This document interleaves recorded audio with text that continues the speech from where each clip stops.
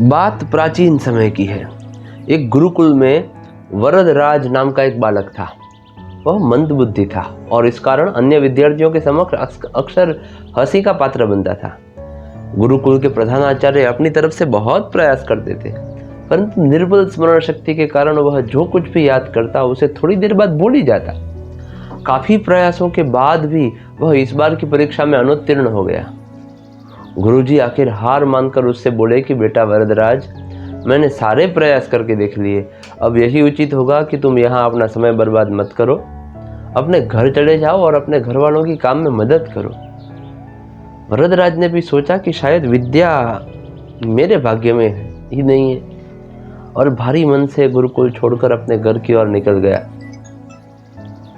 अनेकों प्रश्न उसके मन में उथल पुथल मचाए हुए थे।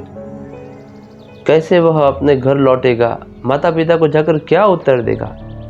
जब लोगों को पता चलेगा कि वह गुरुकुल में पढ़ने लायक नहीं है, तब वह कैसे उसका सामना कर पाएगा? वरदराज भारी हृदय लिए अपने गांव के पास तक आ पहुंचा था, लेकिन धूप बहुत तेज हो चली थी, इसलिए उसने थोड़ा विश्राम करने का निश्चय किया। गर्मी की इस तपती दोपहर में सूरज की तेज रोशनी सबको जला रही और भूख भी उसे बेहाल किए हुई थी, इसलिए वहीं एक वृक्ष के नीचे बैठकर सत्तू खाने लगा, जिसे वह गुरुकुल में से साथ लेकर चला था। वहां पास ही एक कुएं पर कई लोग खड़े थे। प्यास के मारे सब बेहाल थे, इसीलिए बार बार डेगची कुएं में डालते और शीतल जल निकालकर पीते। रस्सी के बार बार रगड़ने से कुएं के किनारे लगे पत्थर पर उस रस्सी की छाप बन गई थी। लोग जितना पानी निकालते जा रहे थे, उस पत्थर की छाप उतनी ही गहरी होती जा रही थी। वरदराज चुपचाप बैठा यह सब देख रहा था। अचानक उसके मन में यह विचार आया।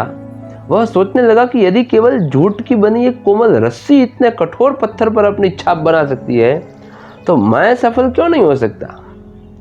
आखिर मेरा दिमाग पत्थर से ज्यादा कठोर तो नहीं है। वरदराज के मन में आशा की ज्योत जगमगा उठी। उस ठहराव के क्षण में उसके भीतर की प्रेरणा जाग उठी। वह खड़ा हुआ और तुरंत ही उसने निश्चय किया कि वह वापस गुरुकुल लौट जाएगा और फिर से अध्ययन आरंभ करेगा। वह घर के समीप आ गया, पर घर ना जाकर वापस गुरुकुल लौट गया। उसके साथी उसे देखकर आश्चर्यचकित हो गए। उसकी बात सुनकर आचार्य ने पहले तो उसको गुरुकुल में रुकने से मना ही कर दिया, पर इस बार उसके अंदर की इच्छा शक्ति जाग गई थी। उसके बहुत अनुनय, विनय और प्रार्थना करने पर द्रवित होकर उसे गुरुकुल में दोबारा प्रवेश दे दिया। इस बार वरदराज ने अध्ययन में रात दिन एक कर दिए। उसके अभ्यास की लगन देखकर उसके आचार्य ने भी उसे पूरा सहयोग दिया, और जब परीक्षा का परिणाम आया तो संपूर्ण गुरुकुल स्तब्ध था। वरदराज न केवल उत्तीर्ण हुआ था, बल्कि उसने संपूर्ण विद्यालय में प्रथम स्थान प्राप्त किया था। एक समय जड़ बुद्धि समझा जाने वाला यह बालक आगे चलकर संस्कृत का बहुत बड़ा विद्वान बना। उन्होंने कई अद्वितीय ग्रंथों की रचना की। उन्होंने लघु सिद्धांत कौमुदी, मध्य सिद्धांत कौमुदी, सार सिद्धांत कौमुदी और मुग्ध बोध जैसे कई ग्रंथों की रचना की। छात्र उनका शिष्य बनना अपना गौरव समझते थे, पर यह किसी जादू से नहीं हुआ था। यह आश्चर्यजनक परिणाम उपजा था संकल्प और अभ्यास की अमोघ शक्ति से। अभ्यास और प्रबल इच्छा शक्ति के बल पर ही यह असंभव कार्य संभव हुआ था। यदि हम किसी भी कार्य को करने का संकल्प कर लें, तो ऐसा कौन सा अवरोध है जो हमारे मार्ग में चट्टान बनकर खड़ा हो जाए? निस्संदेह कुछ भी नहीं। एक शुद्ध और शक्तिशाली संकल्प सर्वशक्तिमान है, पर हर चीज का आरंभ अभ्यास से होता है। समय के साथ यह अभ्यास जीवन शैली बन जाता है, और जीवन शैली नियति की ओर ले जाती है। पहले ही कदम पर लिए गए दृढ़ संकल्प को यदि अंत तक कायम रखा जाए, तो वह पूर्ण सफलता प्राप्त करने में कभी विफल नहीं होगा।